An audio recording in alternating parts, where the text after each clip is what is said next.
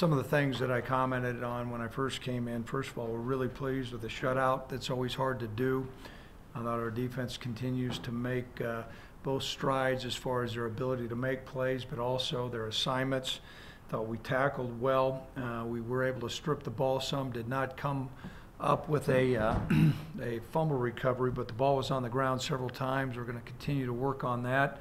Andrew Winger came up with a nice interception. So defense is doing a good job there, and I never felt like during the course of the game that we had lost control of the game because of how our defense was playing, and that's a positive sign of a maturing program. Offensively, really pleased with how we threw the football. Thought Josh put the ball where it needed to be. Our receivers caught the ball for the most part very well.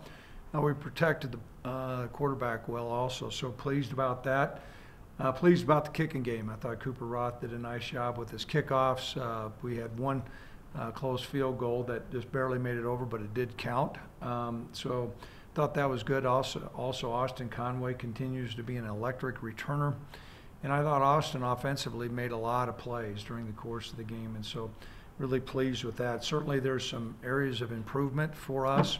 We addressed the running game after in the post-game press conference, and still feel the same way. We've got to improve on our running game. However, we're not going to discount the fact that we've got a very talented quarterback and capable wide receivers and tight ends. So that was positive. As far as the injuries, the only guy that's kind of day-to-day right now is Antonio Hall. He's nursing a kind of a leg thigh contusion, so he's got some swelling in there, but that's going down quickly. We'll keep you posted during the course of the week as far as his status. I would anticipate, though, that's going to be a game-type decision, so we'll know more about that as the week goes along.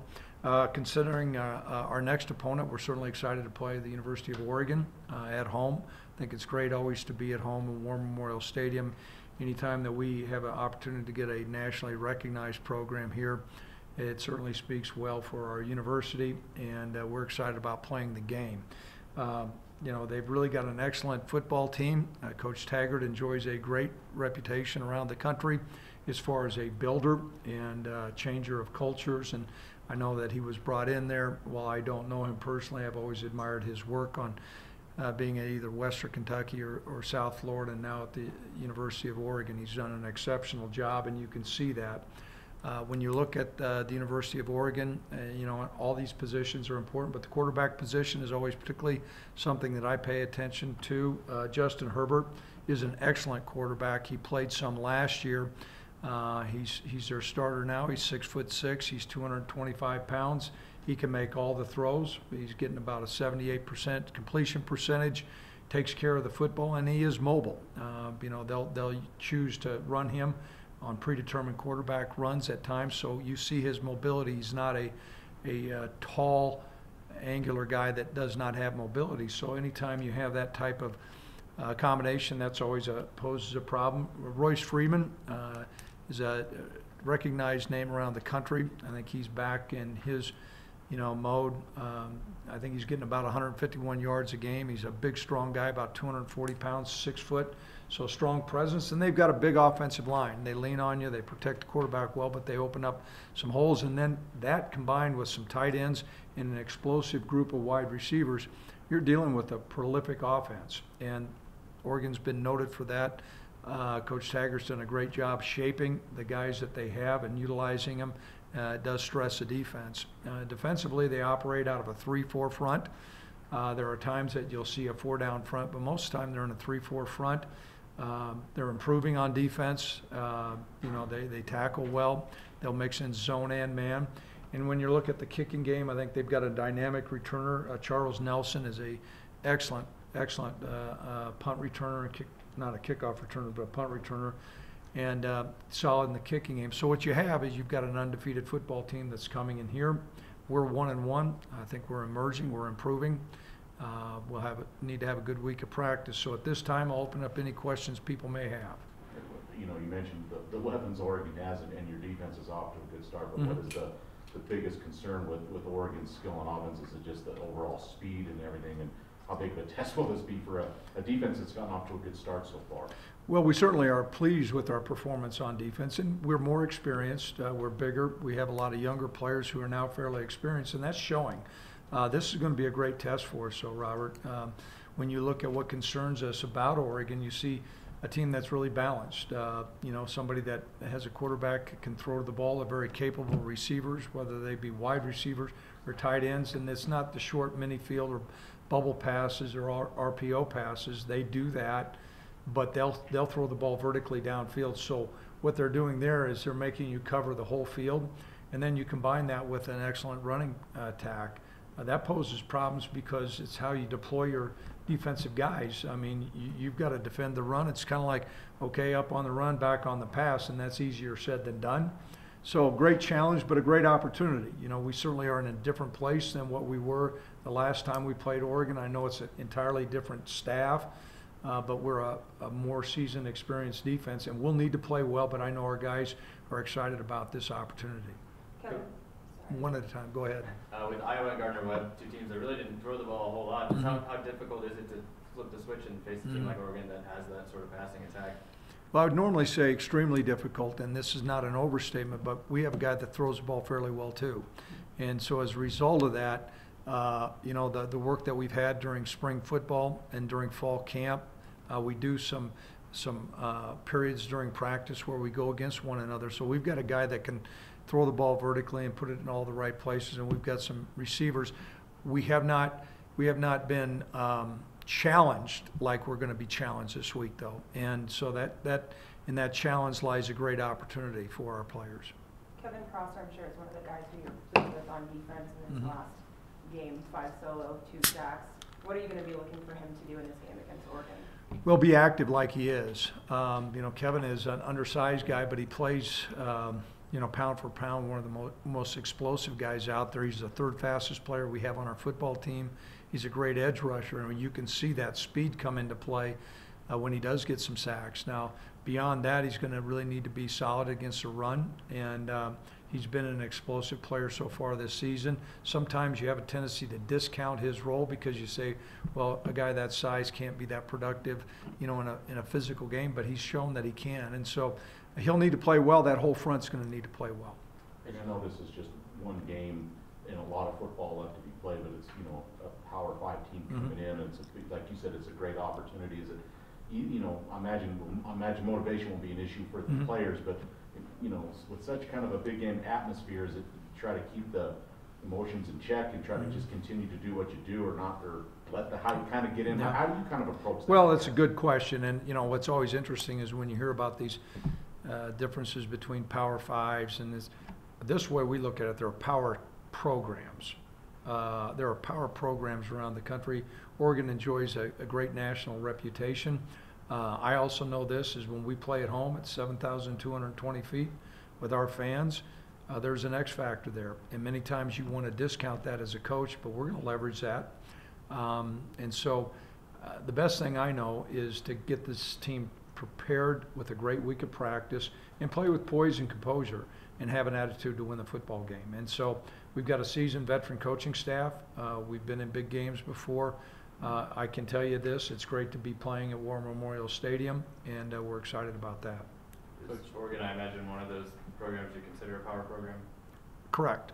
I think if you just look at the resources that they have and their past history playing in the national championship game relatively recently, new coaching staff, we get it, they still have good players, and that's a heavily resourced program, so they're a power program. Coach, you talked about Royce Freeman a little bit in the defense on the front seven having to play well.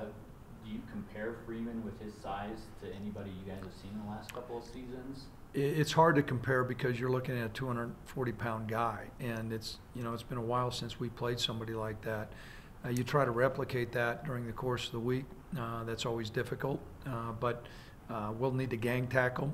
We'll need to make sure we're strong at the point of attack because he's beyond being a big guy. He's a guy that's got really good speed, and he's been really productive. You look at his yards per carry. I think it's close to 6 yards per carry, 151 yards rushing, and that's what when some member of the media said, "What's the challenge?"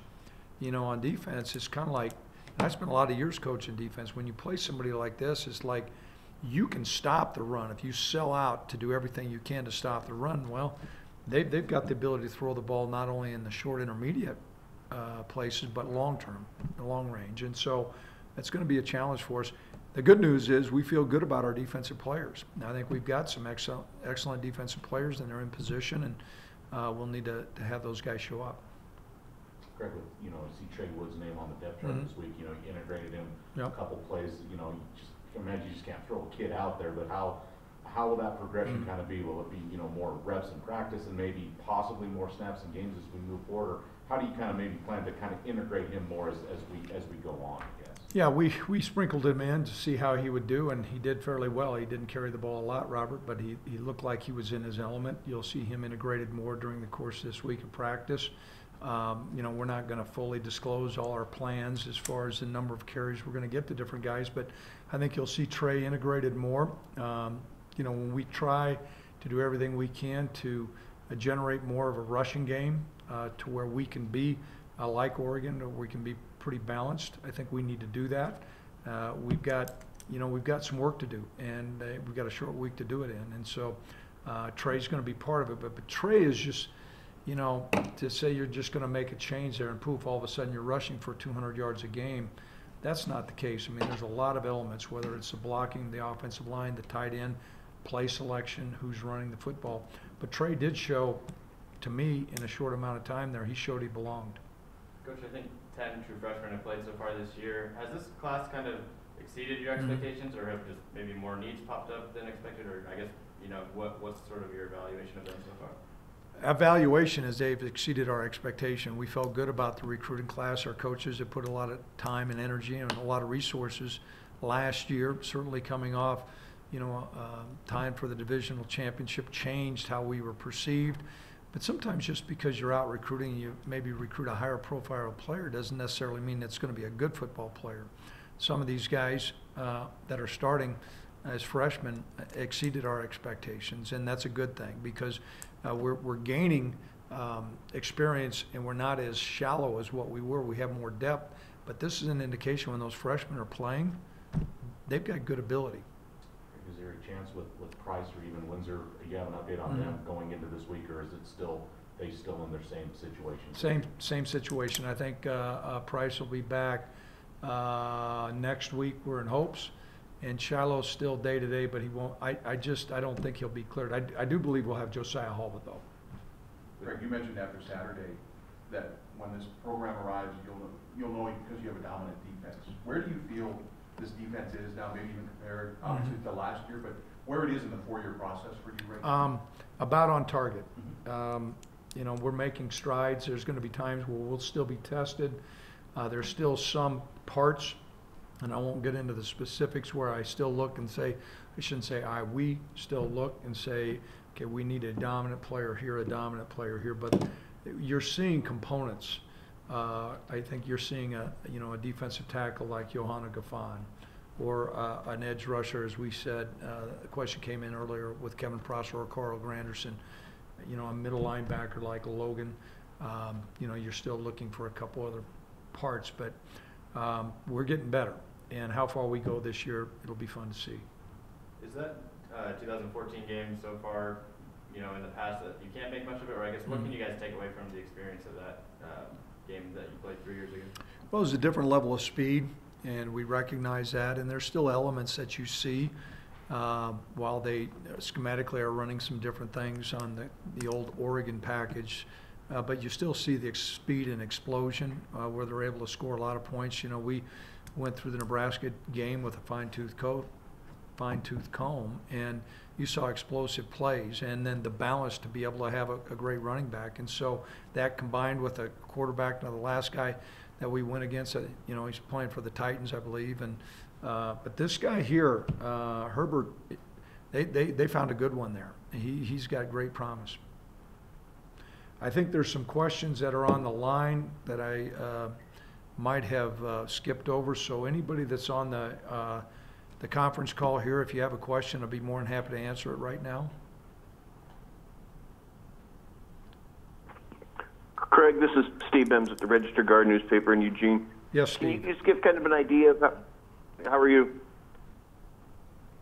I'm fine, Steve. Steve. Can you give kind of an idea of, can you give kind of an update of Josh and just kind of coming into the season with so much attention on him, how he's handled that and how you've kind of graded him out through the first 2 games? I think he's improved from the first game to the second game. How he's handled the exposure and expectations, he's been excellent. You know, his role is to do the very best he can for the Wyoming Cowboys.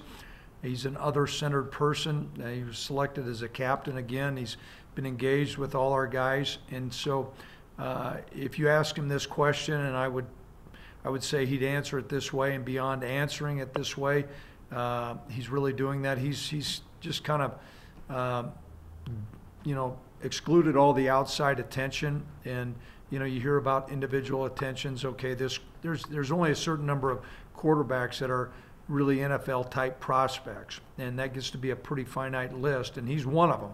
And so as opposed to focusing on what he needs to do to improve his stock in the NFL, he's doing what he needs to do to win for the Cowboys.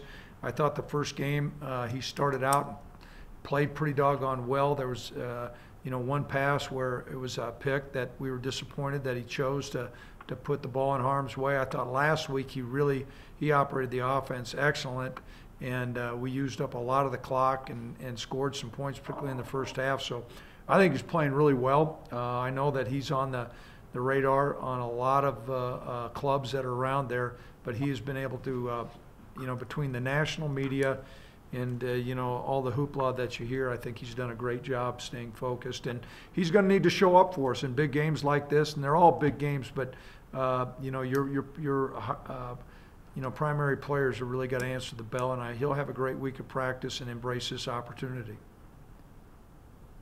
Thank you. You bet. Thanks, Steve. Any other questions from the media online? If not, I'll go ahead and close off my part. Josh, is that next? Craig, I'll ask one more. Trey Woods is from this area. Yep. You know, just outside of Eugene. What can you take us through the process? Obviously, he was a linebacker. Of just kind of discussions and what you saw to switch him over to offense. Well, there was a guy that we had the last couple of years that our local media are really familiar with. His name was Brian Hill. He plays for the Falcons now. What we saw within Trey was a guy who was a big, strong guy that had multi-talent, that, you know, could play on defense, could touch the football as a receiver, and we liked his attitude and we liked his ability. And so when we recruited him, we wanted him integrated into our program, and we felt like his value system, who he was and what kind of person he was, plus his stature, really fit what we thought would be a great fit for the University of Wyoming. We started him out on defense, and as we began to look at his role, you know, we saw a great value on special teams, and then we looked at what we were really going to need in the future, and we've always had a tailback that, you know, within the combination of our collection of guys, there's always been a guy in there that's a 6'2", 220-pound guy that's a slasher that may not be a jitterbug, and he showed those talents during the camp. I kept on watching him, and a lot of our other coaches did as well. We integrated him in last week, and he showed some good signs. And, you know, he's a great representative of a high school football from your state. We believe he's going to be a big-time talent, and we're excited about having him.